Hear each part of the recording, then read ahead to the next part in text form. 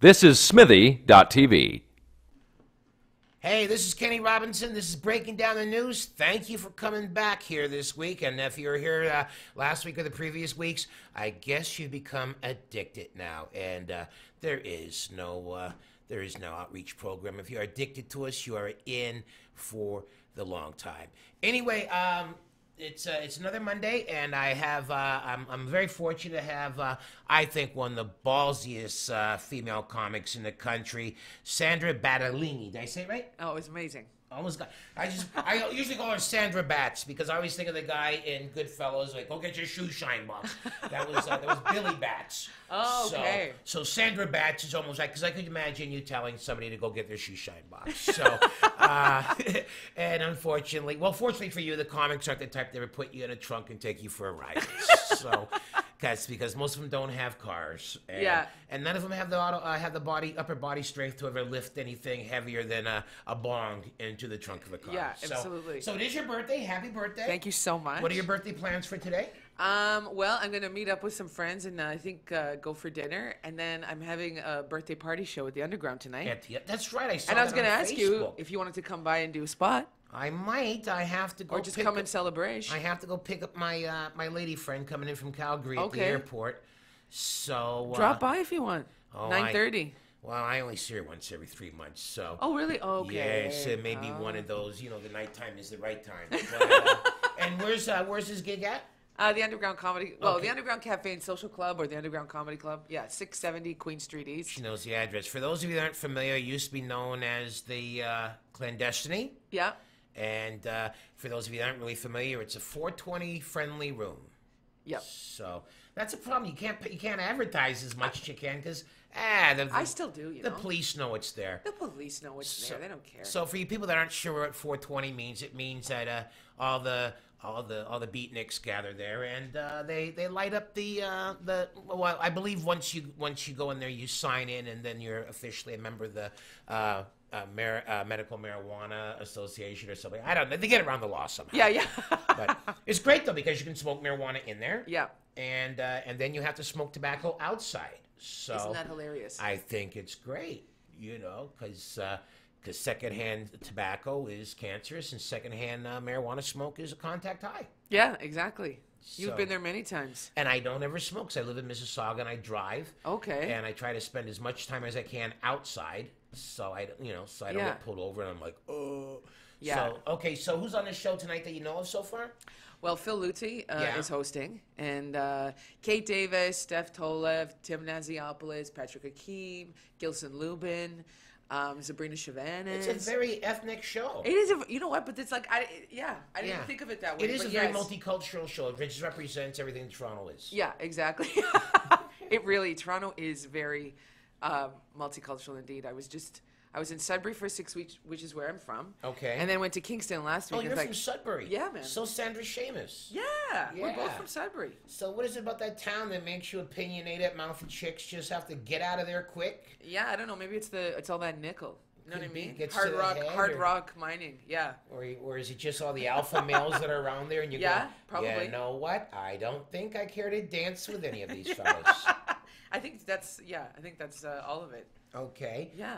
So, well, that's great. So you've got this show happening tonight for your birthday, so that's going to be nice. And then what else is happening? In life? Next week I'm at Absolute in Ottawa. Okay. And you finally hooked up with the Absolute crew, or you've been with them for a bit? I started doing shows there like last year. So, you get booked, you do 3 clubs, it's once a year. It's just, Because I find you to be like one of the funniest people working, and except for the shows that you produce yourself, never really see your name enough. Yeah, we gotta change. Yeah, it's like there's people not as funny as you working. So why is it that you're not? So yeah, is it the politics of it all, or just I don't a matter know. of I don't know. Just not a whole lot of work out here. I mean, how long have you been doing this? I got into comedy I got into comedy by taking classes at Second City in '99 and 2000. Okay. And at the end of 2000, we did our show, like our class show. Graduating class, yeah. And then I was like, I really love this. So then I started to perform. And I tried stand-up, I think in 2001 a couple of times. Right. And then I not stopped doing it, but didn't know how to write. Like, I just had this set, and I was like, well, I don't know how to write. Okay. And then I did Tony and Tina's Wedding. I don't know if you remember Tony and Tina's Wedding. Yeah, it was there forever. Yeah. So I did that. I got hired to do that because I did the Second City, their general auditions. Oh, okay. And then they gave me that. I wanted to go to the tour coat, but they gave me Tony and Tina's, and at first I was like, why? Like, these people. Disappointment. Well, I did, because I thought these people just see me as an Italian, you know? Yeah. But it was the best thing. Like, it was an amazing thing. I met Phil there, and I met amazing actors. And then in 2004, I started. That's when I really got into stand-up. Okay. And I'd studied clown. And the one thing that I came out of clown with a couple of things, but one of them was that I really wanted to crack the stand-up nut, and that's what happened. Okay, but you're saying they only see you as an Italian, but being seen as an Italian probably paid better than if you had been with a touring company. Absolutely. You know, because I mean, for me, I took Second City classes a million years ago, and then you try to get in the touring company, and then you think that the scratch that for the most part guys doing the touring company are getting paid. A stand-up, a laugh at that in those days, Yeah, so, for sure. But then again, Second City was, though, where if they were looking for people for auditions, for commercials, and for what have you, that was the place they were grabbing them from. Yeah. So. Absolutely. And also, you've taken over that joint on the Danforth. Yeah. Last year, Cal Post gave me the Eaton House, the standing up on the Danforth. And when Joanna could no longer do it, and then he just wanted to focus on spirits, and asked if I would do it, and I was like, okay, sure. And I've been doing it ever since, and I just changed the name about 2 months ago. What'd you change it to? Sandra Battaglini's Party Time Comedy Hour. Absolutely. Right? Because it's you now. I mean, right? Yeah. Yeah, and I just felt like I needed to, you know what I mean, to make the show mine and put your stamp on it. Yeah. Chase the other ghosts out. I always liked that room better than Spirits. Really, eh? Yeah. Why? To me, it was more of a riffer's room. I could go on there, and I didn't feel like true. I didn't feel like I had to drop the top 10 hits for somebody, and it wasn't as I didn't find it as cliquish as Spirits. Yeah, that's true. Or Very as true. judgmental. Yeah. And in the plus, I love the fact that they had that chubby girls club dash, whatever it is, that used to come sit up on the front all the time. Yes. So that was that made me It's feel a like bonus. Muddy Waters. All them big girls in the front row and the nostril flares, and I gotta throw my head back and perform for the people. So, but I just found it a better room to cook in. I just performing in. Whereas the other one was like, yeah, okay, we're doing a spot here, Whereas the Eaton House, actually, I took my friend from out of town, Gordy, here. We went over there the other day, Saturday, hoping they had the afternoon jamboree of music or something. And they didn't? No, they stopped apparently a year ago. But it was a decent place in the afternoon to hear foreign accents and have wings and beer. So I love that place. There's some kind of magic in there. And what are the numbers like? Are you drawing your own crowd now, a new crowd? Well, the last show, I have to say, was probably, it seemed quite good last show. So there was a good, it seemed to be like fuller than it has been. Okay. But I'd like to fill it up more. I mean, I've asked, I had someone design a new look. Right. And so now they're going to make a new banner. And I asked them to make postcards. I think postcards, I've always done that. Yeah. But hopefully they'll do that soon and just let people know that this show's happening. Okay. And with the postcards, you're not going to try and mail them, not at... No. Just hand them out at Flyers. shows or... Yeah, flyers. Yeah.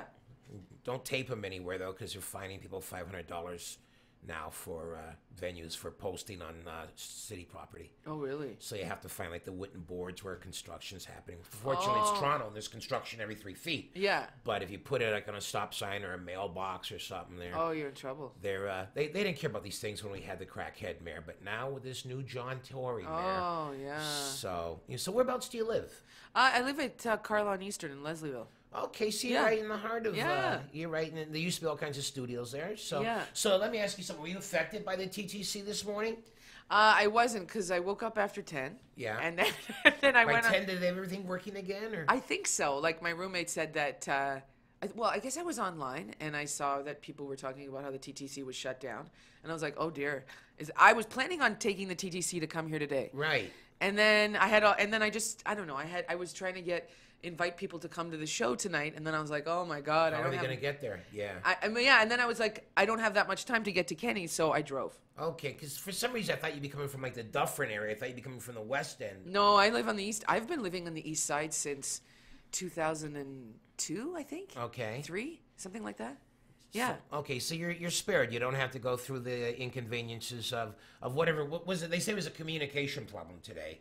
Well, somebody said something about Pan Am, that they were trying to do something for Pan Am They were Games. testing to see how that Pan Am's going to be such a pain in the ass.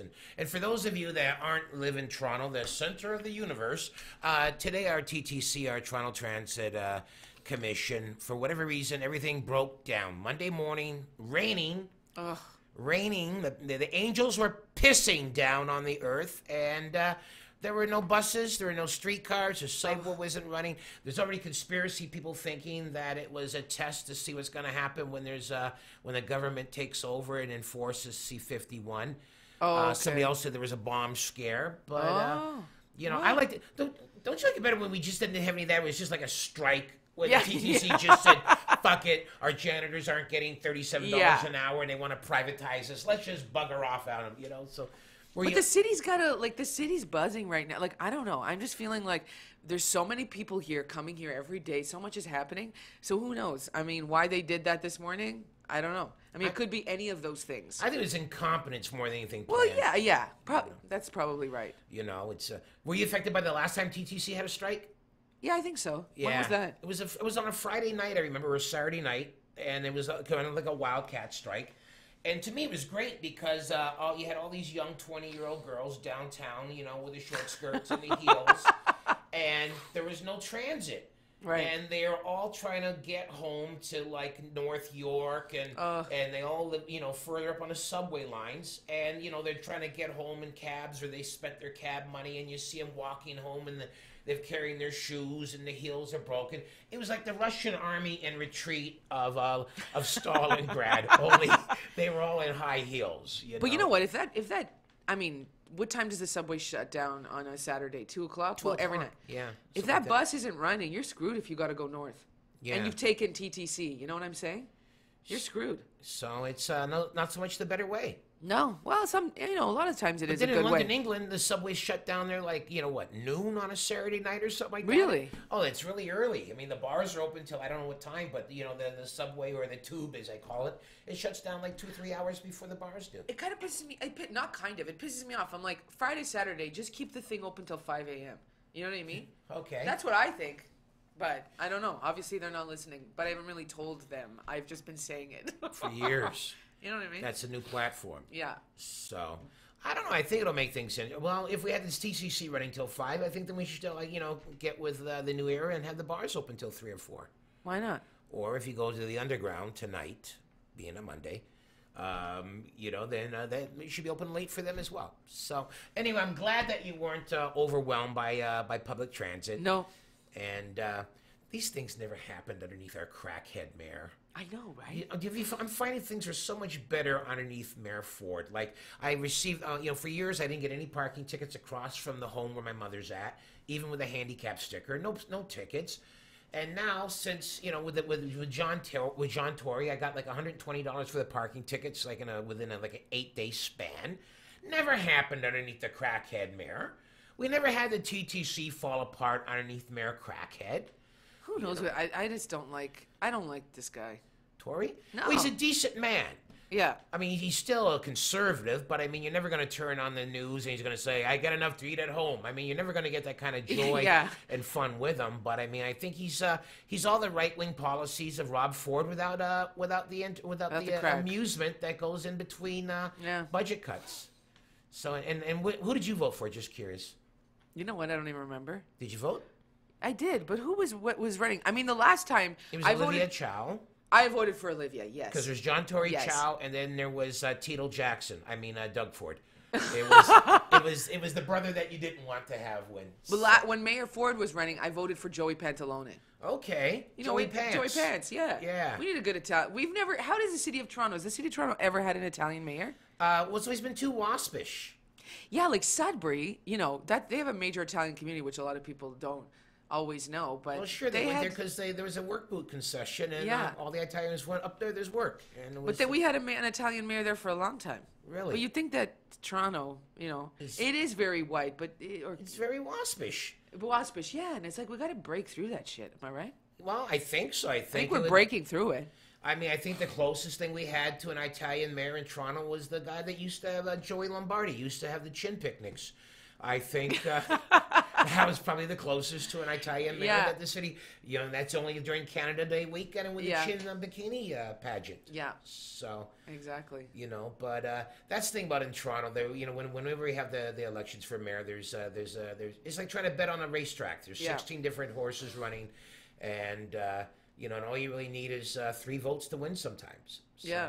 Anyway, thank you for this one segment, folks. You've been checking us out, and if you're not doing anything here tonight, Monday, what's today's date? June 8th. June 8th. 2 days after D-Day. This is June 8th. You're not doing anything Monday night, and you live in Toronto, and you happen to be that way. Head on down to Sandra Batts' birthday party. It's it's down on Queen Street. It's west of Broadview, and you'll know the place because there's no other place like it on the street.